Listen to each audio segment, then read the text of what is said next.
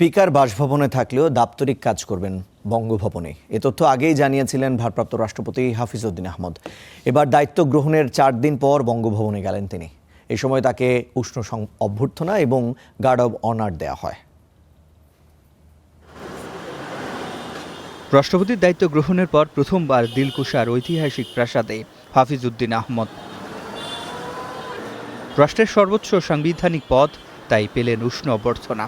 প্রধান সড়ক থেকেই তাকে বরণ করে অশ্বারোহী দল।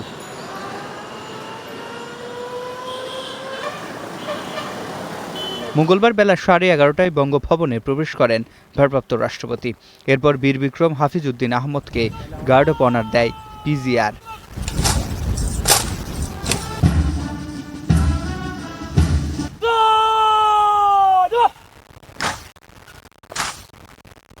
ফুলেল শুভেচ্ছা শেষে পরিচিত হন সামরিক ও বেসামরিক কর্মকর্তাদের সাথে, অবহিত হন বঙ্গভবন সম্পর্কে।